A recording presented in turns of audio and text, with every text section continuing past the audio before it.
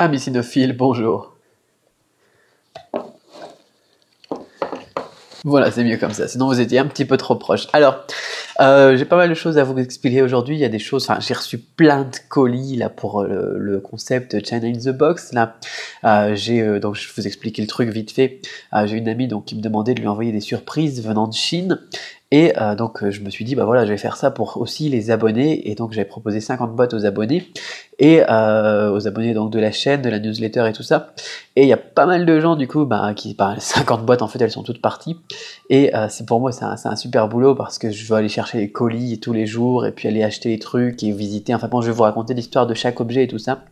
Et là-dedans il y a aussi un petit objet. Il y a beaucoup de gros objets, mais il y a un petit objet que j'apprécie moi particulièrement, quelque chose que j'utilise au quotidien.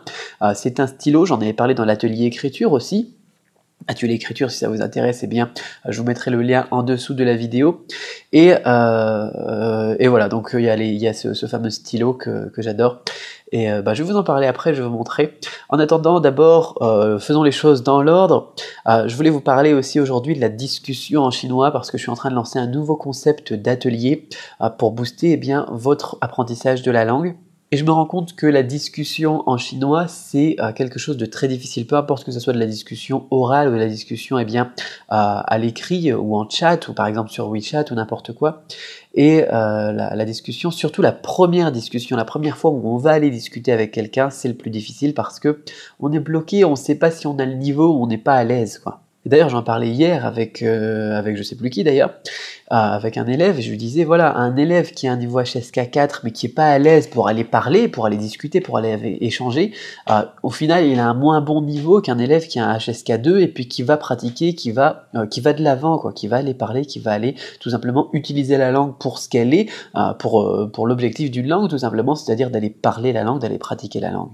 Et souvent, les gens qui ont un niveau HSK4 ou HSKO+, même à partir du HSK3, normalement on est censé être vraiment à l'aise quand même à l'oral dans toutes les situations de la vie de tous les jours, c'est qu'ils remettent en cause leur apprentissage, ils remettent en cause la méthode, ils remettent en cause le prof, peu importe, ils remettent en cause toutes les excuses qu'ils ont pour continuer à procrastiner, alors que il faut pas attendre d'avoir un bon niveau, même avec un HSK1, d'ailleurs on peut y aller, il faut pas attendre d'avoir un bon niveau, il faut y aller et il faut parler.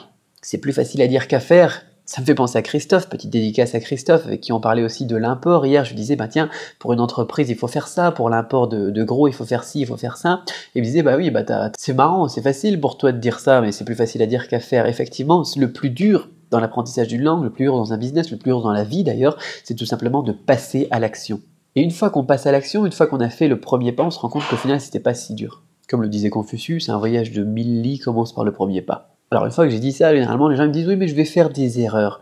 Et j'ai envie de dire tant mieux, voilà quoi. Vous allez faire des erreurs et c'est bien pour deux raisons. Pourquoi? Parce que vous avez plus peur d'aller parler. Première chose. Donc si vous avez plus peur de faire des erreurs, vous avez plus peur d'aller pratiquer. Donc ça c'est la première chose, c'est juste fantastique au final. Rien que ça vaut tout l'or du monde. Parce que bien évidemment vous allez parler en faisant des fautes, mais vous allez y aller.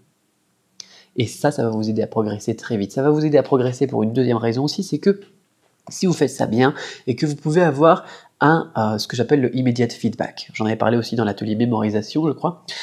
Le fait d'avoir tout de suite une correction immédiate après avoir fait une erreur, ça va vous permettre d'ancrer la bonne réponse, ce que vous auriez dû dire, et de l'apprendre et le mémoriser, tout simplement de l'ancrer bien profondément dans votre cerveau en l'associant à tout un mécanisme d'émotion qui va rendre donc cette partie donc de la mémoire, ce nouvel apprentissage, cette nouvelle connaissance plus forte et faire plus de connexion dans votre cerveau que si c'était moi le prof qui vous dit il faut dire les choses comme ça et puis c'est tout. Voilà, ça sera beaucoup plus puissant. Moi j'ai utilisé ça d'ailleurs dès mes débuts. Par exemple, je ne savais pas encore dire fruit, enfin j'avais appris le terme fruit mais c'était pas resté dans ma tête. Je savais dire le terme pomme et un jour j'avais demandé donc à mon épouse, enfin c'était ma petite amie à l'époque, pour acheter une pastèque. Et je savais pas dire pastèque. Alors il y a des gens qui savent pas dire pastèque, alors du coup ils vont pas entamer une conversation, ils vont s'arrêter là parce qu'ils savent pas dire les choses. Moi qu'est-ce que je lui ai dit? Je lui ai dit, la pastèque c'est l'espèce de grosse pomme. C'est une grosse pomme quoi. Voilà, c'est un gros fruit, mais je me suis trompé, c'est pas grave parce que ça c'est resté et cette anecdote elle est restée. Alors bien évidemment elle m'a corrigé, elle m'a dit non c'est pas une pomme, c'est une pastèque, mais le sentiment, l'émotion qui est associée à ça, et puis c'est marrant quoi. C'est tellement fort qu'aujourd'hui on en parle encore. Il ne faut pas avoir peur du ridicule, au final on n'est pas ridicule, c'est tout simplement une façon d'apprendre, une technique pour apprendre qui est super efficace. Donc l'immediate feedback, c'est l'une des clés, mais encore il faut être entré dans la conversation, il faut avoir commencé à parler. Alors pour vous aider à faire des erreurs, pour vous aider à rentrer dans une conversation, pour vous aider à vous lancer en chinois, à vous lancer dans une conversation en chinois, j'ai décidé de lancer un nouveau concept d'atelier. Et là, faites vraiment attention parce qu'il y a des conditions aussi qui vont s'appliquer à ça parce que ça sera plus pour tout le monde du coup. Donc ce nouveau concept, je vais le lancer mardi prochain. Qu'est-ce qui change? Eh bien, ces ateliers vont être interactifs et personnalisés. Ce premier atelier donc de mardi sera interactif et personnalisé sur la thématique de démarrer votre première conversation en chinois. C'est un petit peu comme un challenge. Il y aura des étapes, il faudra franchir chaque étape. Un chasseur sachant sacher sans son chien est un bon chasseur. Il faudra franchir chaque étape. Donc l'atelier en lui-même, il sera pas très long, en contenu on va dire, au niveau du contenu il sera pas très long, mais il va être riche en actions de votre part. Alors cette fois-ci par contre vous allez être obligé de bosser et je vais être derrière votre dos pour veiller à ça. Vous ne pourrez pas juste consommer l'atelier et puis engranger des nouvelles connaissances sans avoir à les mettre en pratique. Donc du coup c'est que pour les personnes qui sont vraiment motivées, celles qui veulent vraiment passer à l'action. Et puisque c'est personnalisé, eh bien, je suis obligé de limiter les places à 10 personnes seulement. Alors aujourd'hui on est quel jour ?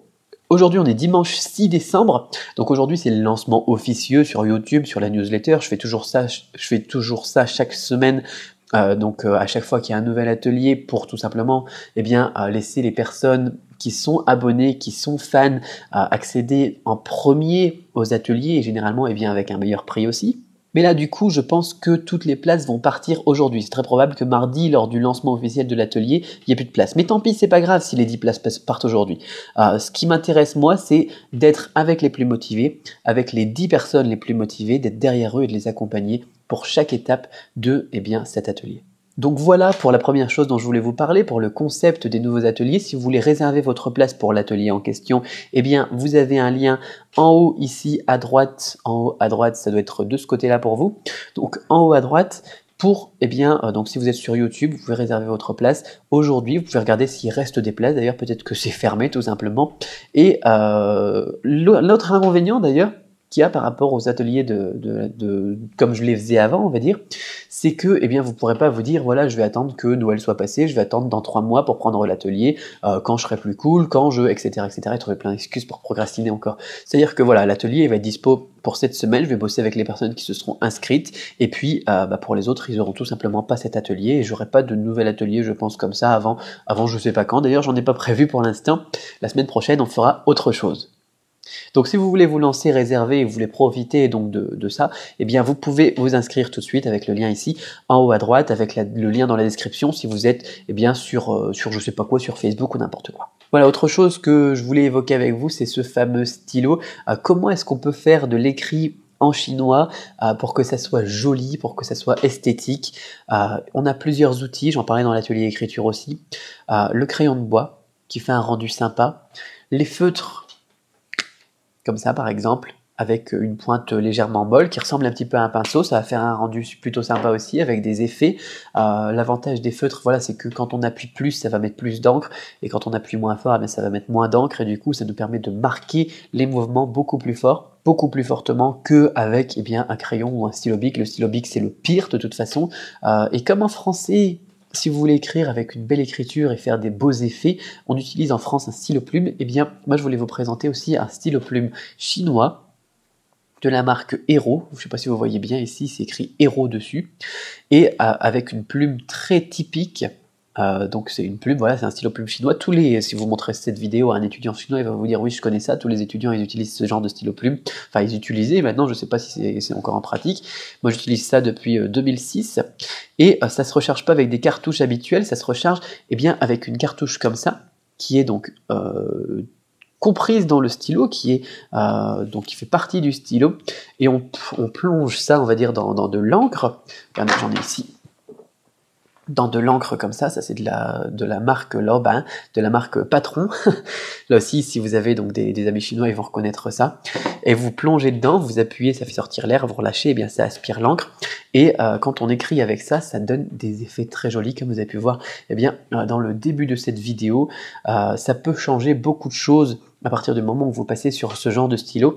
Pourquoi? Parce que ça vous incite à pratiquer encore plus l'écrit, parce que c'est joli, parce que c'est agréable d'écrire avec ce genre de stylo. Et du coup, ça motive à pratiquer encore plus. On a envie juste de recopier des textes pour le plaisir de recopier des textes, un petit peu donc comme la calligraphie chinoise. Voilà, donc je voulais vous présenter un petit peu cet outil qui ne se vend peut-être pas en France d'ailleurs, ce stylo, et qui est tellement célèbre ici que ça méritait que vous connaissiez. C'est le genre de choses comme le fond yachting, quoi, pour les piqueurs de moustiques ou tout ça. Là, c'est le genre de choses qui est vraiment... on peut pas passer à côté quand on veut faire du chinois, surtout quand on veut passer à l'écrit. Mais bon. Donc l'essentiel de la vidéo d'aujourd'hui, c'était pas sur l'écrit, c'était sur l'oral. Ça, j'en avais parlé donc dans l'atelier écriture. Ça me permet de vous le montrer pour ceux qui ont participé à l'atelier. Vous étiez d'ailleurs relativement nombreux. Voilà, c'est tout pour aujourd'hui. Alors, comme j'ai pas pu faire beaucoup de vlogs, là c'est déjà le soir. Il est 19h06 ici en Chine quand j'enregistre cette vidéo. Vous allez voir cette vidéo peut-être dans 1 ou 2 heures quand je l'aurai mise en ligne. Mais j'ai passé donc ma journée dans les colis à préparer les boîtes et tout ça, China in the Box, et donc voilà, c'est tout pour aujourd'hui. Je peux pas en faire plus, je vous montre pas dehors et tout ça, en plus il commence à faire froid ici, là, il fait peut-être moins 8000, j'en sais rien, mais il fait frais et humide, ça c'est le problème de l'hiver ici à Guiyang. Il fait pas très froid, mais il fait frais et humide, et c'est désagréable. Donc du coup, je sors un petit peu moins. En plus, j'ai cassé la fermeture de mon manteau. Enfin bon, peu importe. Voilà, donc pour faire un résumé rapide, parce que je parle beaucoup, donc première chose, pratiquez le chinois, peu importe que vous participiez ou pas à l'atelier, d'ailleurs je sais pas s'il y aura de la place pour vous. Deuxième chose, eh bien, c'est donc le lancement des nouveaux ateliers, du nouveau type d'atelier. Troisième chose, c'est ce fameux stylo. Je vous mets la référence aussi dans la description de la vidéo. On se retrouve demain pour autre chose. Je vous dis à demain, bye bye.